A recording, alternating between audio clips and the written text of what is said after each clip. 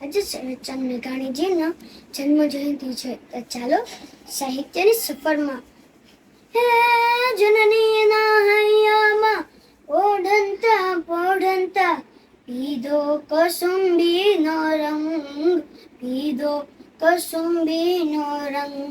હા રાજ મને લાગ્યો, હો રાજ મને લાગ્યો કસુંબીનો રંગ, કસુંબીનો રંગ. આ કાવ્ય પંક્તિ આપણા લોક સાહિત્યકાર લોક લાડીલા એવા શ્રી ઝવેરચંદ મેઘાણીની છે. તેઓનો જન્મ 28 ઓગસ્ટ 1896 ના રોજ સુરેન્દ્રનગરના ચોટીલામાં થયો હતો. તેઓના પિતાનું નામ કાળીદાસ હતું અને માતાનું નામ ધોળીબાઈ હતું.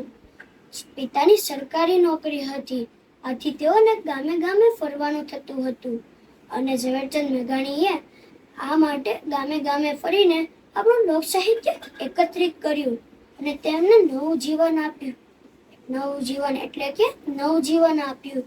તેઓ માત્ર 50 વર્ષના જીવનકાળ દરમિયાન દાદાજીની વાતો, સૌરાષ્ટ્રની રસધાર, વેવિશાળ જેવા સાહિત્યની રચના કરી.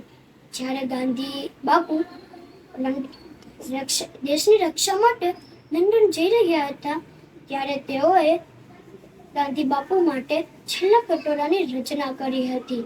તેમાં મેઘાણીજી ગાંધી બાપુને કહે છે કે છેલ્લો કટોરો આપ પી જજો બાપુ, પી જજો બાપુ. જ્યારે દેશવાસીઓ દેશની રક્ષા માટે લડાઈ કરી રહ્યા હતા, ત્યારે આપણા ઝવેરચંદ મેઘાણીજીએ કલમ દ્વારા અમૂલ્ય ફાળો આપ્યો છે. તેઓએ લોકોમાં મા ભૂમ પ્રત્યેનો પ્રેમ ઉજાગર કર્યો હતો. તેઓને જેલમાં પણ જવું પડ્યું હતું. તેઓની ભાઈના સારવાર માટે તેઓ બંગાળમાં ગયા અને તેઓએ બંગાળની ભાષા શીખી. આથી તેઓના અનેક સાહિત્ય બંગાળની ભાષામાં પણ જોવા મળે છે. 9 માર્ચ 1947 ના રોજ તેઓનું હૃદય રોગના કારણે તેઓના નિવાસ સ્થાને તેઓનું અવસાન થાય છે. તેઓ ભલે સદેહ આપણી વચ્ચે અત્યારે નથી, પણ આ ગુજરાતી સાહિત્યના બગીચામાં આ મોરલાનો રહુકાર કાયમ રહેશે.